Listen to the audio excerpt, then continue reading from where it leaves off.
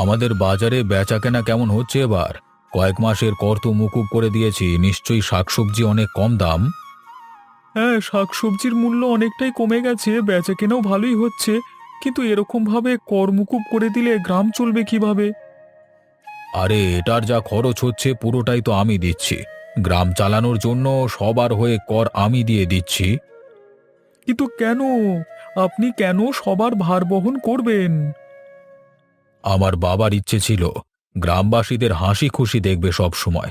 আমার মনে হয়েছে যদি আমি গ্রামবাসীদের থেকে কর কিছু মাসের জন্য মুকুব করে দিই, তাহলে এর থেকে গ্রামবাসীরা বেশি আনন্দিত তো হবে না। এখন অর্থ আছে, তাই বাবার এই ইচ্ছেটা কিছু মাস পূরণ করি। আমি এই জন্যই আপনাকে এত বেশি শ্রদ্ধা করি। বেশিরভাগ মানুষ তো বেঁচে থাকতেও বাবা মাকে ভালোভাবে যত্ন করে না। আপনি আরেকজন, যিনি বাবা গত হওয়ার পরেও তার ইচ্ছেকে পূরণ করেছেন। যারা মা বাবার যত্ন নেয় না তারা হলো মূর্খ। একসময় মা বাবাই যে তাদের কত কষ্ট করে বড় করেছে সেটা ভাবে না। সবাই যদি ভাবতো, তাহলে মা বাবাদের আর দুঃখ কষ্ট থাকতো না। আচ্ছা, যাই হোক, এবার হিসেবপত্রগুলো করা যাক। দাদা, হোটেলের খাবার দাম কেমন? মাছ ভাত 80 টাকা, মাংস ভাত 100 টাকা, ঘোড়ার ডিম ভাত 90 টাকা, আর যদি শুধু সবজি ভাত খান তাহলে 70 টাকা। কি দেবো আপনাকে? বাবা, খাবারের এত চড়া দাম, কিন্তু বাজারে শাকসবজি মাছ মাংস সবই তো সস্তা। এই সস্তার বাজারে আপনি এত দাম রেখেছেন কেন? দেখুন দাদা, এখন কিছুদিনের জন্য বাজারে সবকিছু জিনিসের দাম কম, কিন্তু জিনিসের দাম বেড়ে গেলে আমাকে তো এই দামেই বেচতে হবে। তখন তো আমার লোকসান হয়ে যাবে, তাই আগে থেকেই বাড়িয়ে রেখেছি। না না, আমি তো আপনার দোকানে আসি। জিনিসপত্রের দাম বাড়লে আপনি আবার দাম বাড়ান। একটু বেশি লাভ করছেন না আপনি। সাধারণ মানুষ এত টাকা দিয়ে খাবার খেতে পারবে না। এই যে মশাই, মেজাজটাকে গরম করবেন না। খেতে হলে খান, না হলে আগের পথে চলে যান, চলে যান। জমিদার মশাই সবকিছু থেকে করমুক্ত করেছে সবাইকে, যাতে ভালো থাকে, আর আপনি সেটা সুযোগ নিচ্ছেন। এই যে মশাই, আমাকে শেখাতে আসবেন না, ঠিক আছে? আমি এই বাজারে 10 বছর কাল ব্যবসা বাণিজ্য করছি।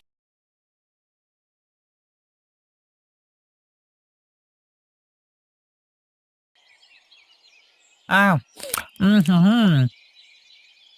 হুম গিন্নি, রান্নাটা বেশ কষিয়ে হয়েছে। হ্যাঁ, বিশেষ করে সবজি তরকারিটা। হ্যাঁ, হবে না কেন? বেশি করে সবজি দিয়ে ভালোভাবে রান্না করেছি তো। আসলে এখন তো তুমি বাড়ির জন্য বেশি করে সবজি রাখছো। হ্যাঁ, রাখবো নাই বা কেন? এখন আর কর দিতে হচ্ছে না। জিনিসপত্রের দাম তাই জন্য কম। সবই হয়েছে আমাদের জমিদার মশাইয়ের জন্য। উনি যদি কর মুকুব না করতেন, তাহলে আর হতো না। আমাদের জমিদার মশাইয়ের মন খুব ভালো। আমাদের জমিদার মশাইয়ের অধীনে 2টি গ্রাম আর একটাই বাজার। সেই বাজার এত সস্তা হয়ে গেছে, বাইরেকার গ্রাম থেকেও মানুষ কেনাকাটা করতে আসছে। জমিদার মশাই অনেক ভালো কাজ করেছেন। সবাই ওনার গুণগান গাইছে। কিন্তু এইভাবে বেশি দিন হবে না, কারণ 2টো গ্রাম চালাতে হলে প্রাপ্য টাকার প্রয়োজন হয়। আমাদেরকে খুশি রাখবার জন্য কিছুদিনের পর মুকুব করে দিয়েছেন। সে যাই হোক, ভালো কাজ করেছেন উনি। অন্য গ্রামে কেমন করে কর আদায় করে দেখেছো? আর আমাদের জমিদার মশাই কেমন ভাবে কর নেয়? অনেক তফাৎ গো। হ্যাঁ, তফাৎ তো আছেই। তা না হলে আমাদের এই 2টো গ্রামের কথা অন্য গ্রামে হতো না। সবাই চর্চা করে আমাদের জমিদার মশাইয়ের কথা। সবাই সমান হয় না। সব জমিদার অত্যাচার করে না। এটা তার প্রকৃত প্রমাণ। আচ্ছা, আমি এবার উঠলাম, চোখগুলো জুড়িয়ে যাচ্ছে, একটু ঘুমোতে হবে।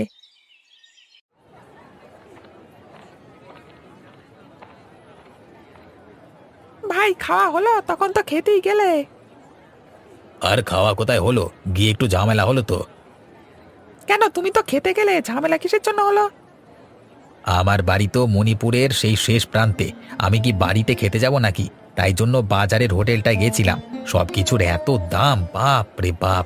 আমি শুধু একটু বলেছি বলে ঝামেলা। ওই দোকানে সব সময় খাবারের দাম আকাশ ছোঁয়া, কিন্তু খেতে অতটা ভালো না। আচ্ছা তুমি বলো, এখন বাজারে সবকিছুর এত কম দাম, তাও কেন এত দামে খাবার বিক্রি করছে? এটা তো উচিত নয়। কি আর হবে ভাই, ওদের ব্যবসা, ওরা যেমন খুশি লাভ রাখবে। তুমি আর আমি তো বলতে পারি না। হ্যাঁ, গ্রামে একটাই খাবারের হোটেল তো, তাই জন্যই অত ওর দেমাগ। এই দেমাগ একদিন মাটিতে মিশে যাবে, এত অহংকার ভালো না। সেটা তুমি আমি বুঝি, কিন্তু ওই হোটেলের মালিক পলাশ বোঝে না। ও এখন সুযোগের ব্যবহার করছে, তাই জন্য আমি দুপুরে যাইনি কোথাও। দিনে রোজগার করি ওই 150 টাকার মতো, আর যদি আমি 70 টাকার খাবারই খাই তাহলে বেঁচে কি থাকবে? ওই হোটেল সাধারণ মানুষের জন্য নয়। আচ্ছা তুমি বসো, আমি যাই। হ্যাঁ, আমার একটা ভাড়া আছে, আমি যাই। হ্যাঁ যাও, তুমি তো ভাড়া পেয়ে গেলে, দেখি আমি পাই কিনা।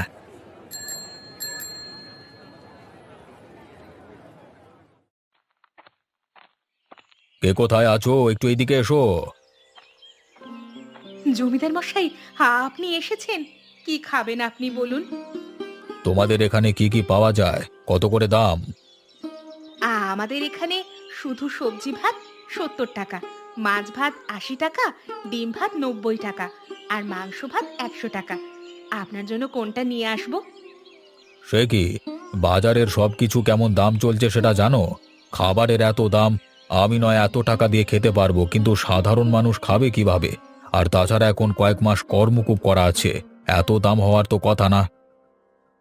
আগে আমাদের এই হোটেলে সবকিছুর দাম বরাবরই এই রকম, কমেও না বাড়েও না। তোমার স্বামী কোথায়? ওনাকে ডেকে দাও তো, ওনার সাথে কথা আছে। এই সময় আমার স্বামী তো হোটেলে থাকে না, আমিই থাকি। যা বলার আমায় বলুন, অসুবিধা নেই। আমি বলছি তোমাদের হোটেলের খাবারের দাম কমাতে। আমি কর্মকুব করেছি কিসের জন্য? যাতে সবকিছুর দাম একটু কমে। কর্তাবাবু, এটা তো সম্ভব নয়। আমাদের হোটেলে বরাবর এই দামে বিক্রি হয়, আমরা তো কমাতে পারবো না। দরকার হলে আপনি কর বসান সবকিছুতে। হ্যাঁ, তোমাদের ব্যবসা তোমরা বুঝবে, এখানে আমি কিছু বলতে পারি না। কিন্তু এত দাম দিয়ে আমি খাবো না। আমিও আজকে সাধারণ মানুষ হিসেবে নিজেকে দেখতে চাই।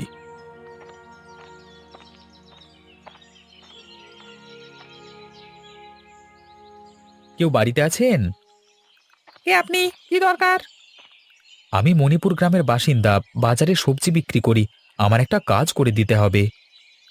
হ্যাঁ বলুন, কি কাজ করতে হবে? কাজ করবার জন্যই তো আমার রিক্সা আছে।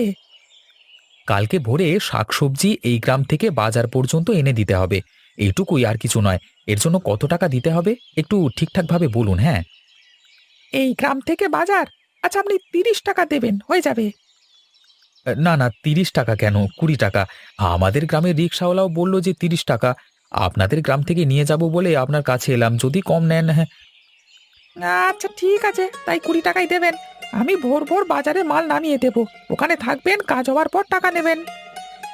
আচ্ছা তাহলে তো ভালোই। একটু কম হবে বলি এখানে আসা, না হলে এত দূরে হেঁটে হেঁটে আসবার কোনো দরকার ছিল না আমার। আমি বুঝতে পেরেছি। ঠিক আছে, কথা তো হলো, এখন নিশ্চয়ই ঠিকঠাক লাগছে। হ্যাঁ, এবার ঠিকঠাক লাগছে। এখন তাহলে আমি আসি। হ্যাঁ, কালকে বাজারে দেখা হবে।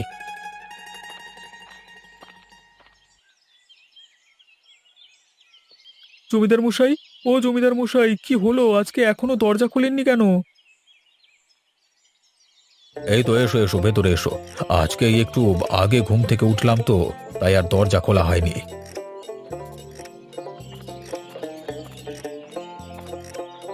কেন? আপনি তো প্রত্যেক দিন ভোরবেলায় উঠে পড়েন, আজকে এত দেরি করলেন কেন? কালকে রাত্রেবেলায় চিন্তা ভাবনা করতে করতে ঘুম আসেনি, তাই জন্যই আজকে উঠতে একটু দেরি হয়ে গেল। দাঁড়াও, আমি চাটা নিয়ে আসি, তোমার জন্য নিয়ে আসছি আমি।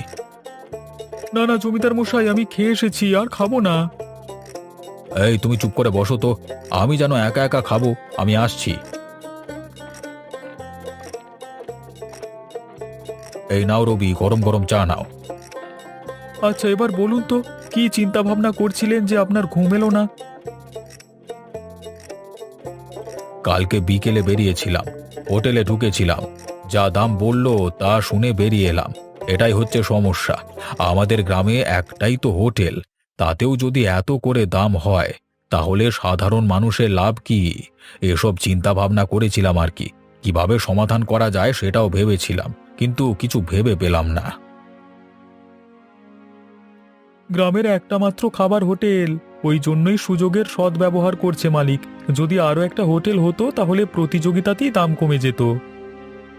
এই কথাটা তুমি ঠিকই বলেছ। একটা যদি হোটেল খোলা যায়, বেশি দিন হোটেল রাখবো না, শুধু ওকে শিক্ষা দেওয়ার জন্য খুলবো আর কি। আচ্ছা, আমি আপনাকে সাহায্য করব তাহলে।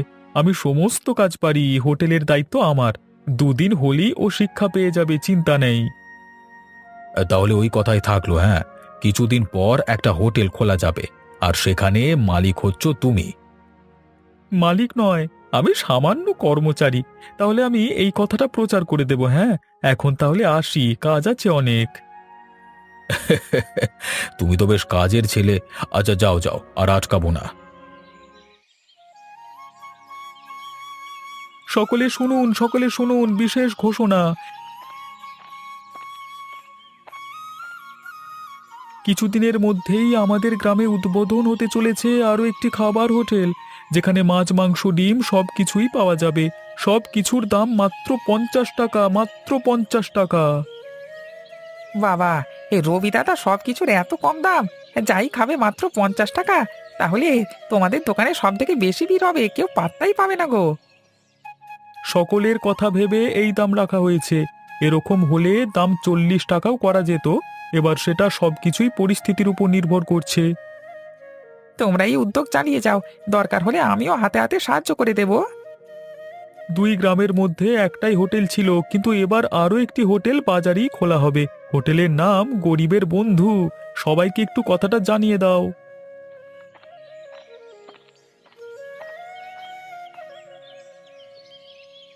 কি গো, শুনলে? কি সব ঘোষণা করে দিয়ে গেল! আমাদের থেকেও কম টাকায় নাকি খাবার খাওয়াবে। শুনলাম তো সবই।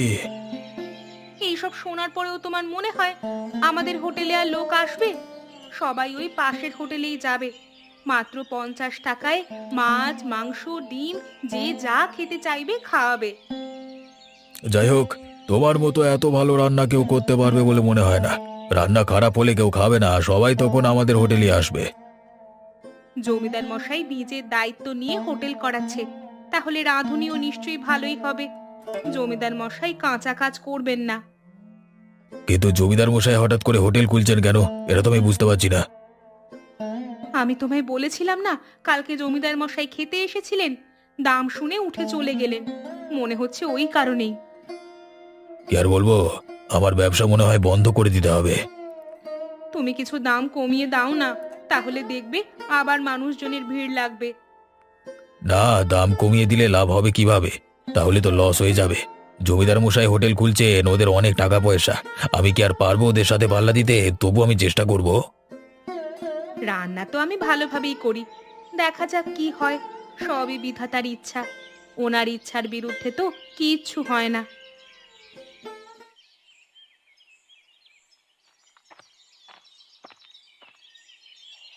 এসো রবি, এসো। তুমি কি কারণে হঠাৎ করে ওভাবে চলে গেলে? আরে কর্তাবাবু, আমি গেলাম এই হোটেল সম্পর্কে একটু প্রচার করে দিতে, যাতে দুটো গ্রামের মানুষজনই জানতে পারে। মানুষ না জানলে হোটেলে ভিড় হবে কিভাবে? সত্যি তুমি খুব কাজের ছেলে। আমি শুধু মুখে একবার উচ্চারণ করেছি, তুমি সমস্ত কিছু ব্যবস্থাপনাও করে ফেলেছো। হ্যাঁ, এই রকম এত কাজের ছেলে আমি আগে দেখিনি। আমি খুবই খুশি হয়েছি। আপনি যদি অনুমতি দেন তাহলে আমি কালকেই হোটেল খুলে ফেলবো, কিন্তু কিছুক্ষণ হলেও আপনাকে থাকতে হবে। হোটেল যখন খুলেছো তাহলে হোটেলের নাম দিতে হবে তো। কিছু নাম দিয়েছো? হ্যাঁ, হোটেলের নাম দিয়েছি গরিবের বন্ধু। বাহ, চমৎকার হয়েছে। সত্যি খুব সুন্দর। আমি অনুমতি দিলাম, কাল থেকেই হোটেলটা শুরু করে দাও। আচ্ছা আচ্ছা, আমি কাল থেকেই শুরু করে দেব। তাহলে কালকে আমি আপনার বাড়িতে আসবো না, ভোরবেলায় উঠে অনেক কাজ করতে হবে। আচ্ছা, সে না হয় হবে না, কিন্তু এভাবে কতদিন হবে? এদিকের কাজকর্মগুলো তো সামলাতে হবে। এটা শুধুমাত্র ওই হোটেল মালিককে শিক্ষা দেওয়ার জন্য করছি। 2 দিন লাগবে, বেশি দিন লাগবে না। আমি ওই হোটেল মালিককে লেজে গোবরে করে ছাড়বো, ভালো রকম শিক্ষা পাবে। আচ্ছা ঠিক আছে তাহলে, কারণ এই সব কাজকর্ম করতে গিয়ে মূল কাজটাই না নষ্ট হয়ে যায়। আরে না না, আমি সব সামলে নেব বাবু। আচ্ছা, এখন তাহলে আসি কর্তাবাবু। হ্যাঁ হ্যাঁ, এসো তুমি। আমি তাহলে কালকে হোটেলে সময় মতো পৌঁছে যাব, কেমন?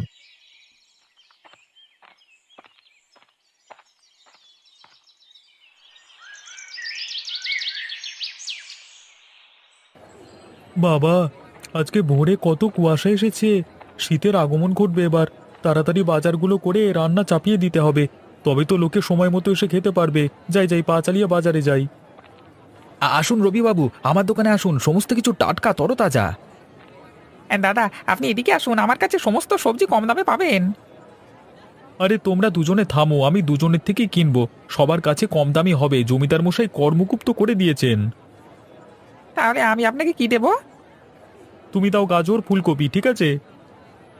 আমার দোকান থেকে তাহলে কি নেবেন? তুমি দাও পেঁয়াজ রসুন আদা, আর তার সাথে বেগুন আর বরবটি কলাই, ঠিক আছে? তাহলে তোমাদের কত টাকা হলো? আমার কাছে আপনার বিল হয়েছে 100 টাকা। আর আমাকে 120 টাকা দিন, তাহলেই আপনার হয়ে যাবে। এই নাও ধরো তোমাদের দুজনের টাকা। আমাদের হোটেলে খেতে এসো কিন্তু, হ্যাঁ, আজকেই উদ্বোধন। নিশ্চয়ই যাব। জমিদার মশাই নিজে বসে থাকবেন যখন, আমরা সবাই যাব।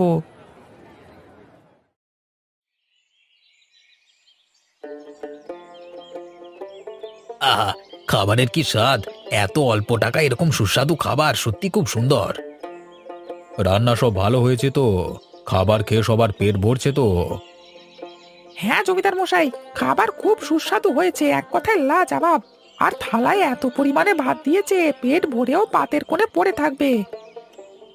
তোমাদের খুশিতেই আমাদের খুশি, ভালোভাবে খাওয়া দাওয়া করো। গিন্নি, ওদের হোটেলে ভিড়টা একবার লক্ষ্য করে দেখো। আর আমরা কোথায় বসে আছি দেখো, আজকে একটা খরিদ্দারও আসবে না বুঝতেই পারছি। তুমি একবার জমিদার মশাইয়ের সাথে কথা বলো। এইভাবে চলতে থাকলে আমরা তো পথে বসবো গো। সংসার চলবে কিভাবে আমাদের? আমি জমিদার বাবুর সাথে কথা বলে দেখব, দেখি উনি কি বলেন। ওনার তো টাকা পয়সার কোনো অভাব নেই, তাও কেন যে হোটেলটা খুলেছে। ওদের দোকান যখন বন্ধ হবে তখন একবার যাব, গিয়ে কথা বলবো জমিদার মশাইয়ের সাথে। আমাদের কি হবে গো এবার? শেষে পথে বসতে হবে না তো? তুমি কেঁদো না গিন্নি, আমি কিছু না কিছু একটা ব্যবস্থা করব, তুমি কেঁদো না। জমিদার মশাইয়ের খাবার ওই হোটেলের থেকে অনেক ভালো। ওখানে বেশি টাকা দিয়ে ভালো খাবার পাওয়া যায় না। ভালোই হয়েছে এই হোটেলটা খুলেছে, আমি তো রোজ এখানেই খাবো। হ্যাঁ জমিদার মশাই, আমিও রোজই আসবো আপনার হোটেলে আর কি। খুব ভালো লেগেছে আমার এই খাবার, আপনাদের ব্যবহারও খুব ভালো লেগেছে। তোমরা খুশি হলেই আমি খুশি। গরিবের বন্ধু সব সময় তোমার সাথে আছে।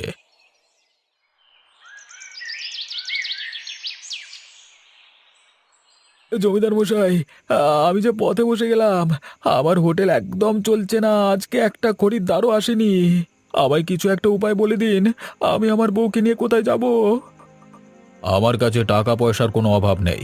আমি এটা করেছি শুধুমাত্র তোমাদের শিক্ষা দেওয়ার জন্য। এখন বাজার তো খুবই সস্তা, দুটো গ্রামের এত লোকজন, তোমার দোকানে কতগুলো খরিদ্দার হওয়ার কথা বলো তো। কিন্তু তুমি যদি এত চড়া দামে খাবার বিক্রি করো তাহলে কে কিনবে বলো? আমি বুঝতে পেরেছি, আমি লাভটা বেশি করে ফেলেছি। আমি মাছ মাংস ডিম মাত্র 50 টাকায় দিলাম, তাতেও যা লাভ হচ্ছে হেসে খেলে চলে যাবে। তার জায়গায় তুমি কত দাম রেখেছো? সাধারণ মানুষের কথা ভাবো একটু, এইভাবে সাধারণ মানুষকে লুট করছো তুমি। আমি এবার সবকিছুর দাম কমিয়ে 50 টাকা করে দেব, আমি আর বেশি লোভ করব না। আমাদের জমিদার বাবু এত ভালো কাজ করেন বলেই তো সবাই এত ভালোবাসে ওনাকে। তেমনি তুমি যদি সবার সাথে ভালো ব্যবহার করো, সবাই তোমাকেও ভালোবাসবে। আর হ্যাঁ, মানুষের সাথে ব্যবহারটা ভালো করবে, তাহলেই ব্যবসা ভালো চলবে। আমি এই হোটেল বন্ধ করে দেব। গ্রামে একটা হোটেল বলে সুযোগের ব্যবহার করা উচিত নয়। আমি শিক্ষা পেয়ে গেছি, আর এ ভুল হবে না। আমি এবার ন্যূনতম লাভ রেখে ব্যবসা করব। আপনার মতো মানুষ হয় না, ভুল করলেও শুধরে দেন। আপনি আমার কাছে ভগবান। না না, আমি অত বড় নয় আর হতেও চাই না। আমি যেমন তেমনই ভালো আছি, সুখে আছি। আচ্ছা কর্তাবাবু, এবার তাহলে দোকান বন্ধ করি? হ্যাঁ, বন্ধ করে দাও চিরকালের মতো। পলাশ, এই হোটেলটা খুলতে যেন আর বাধ্য না হই। এবার খুললে কিন্তু আর বন্ধ হবে না। ভুল করলে শুধরানোর সুযোগ দেওয়া যায়, তবে বারবার নয়, কথাটা মনে রেখো। জি কর্তাবাবু, আমার মনে থাকবে। এবার সস্তা বাজার থেকে কেনাকাটা করব আর সস্তায় খাবার বিক্রি করব। এবার 2 গ্রাম খুশিতে থাকবে।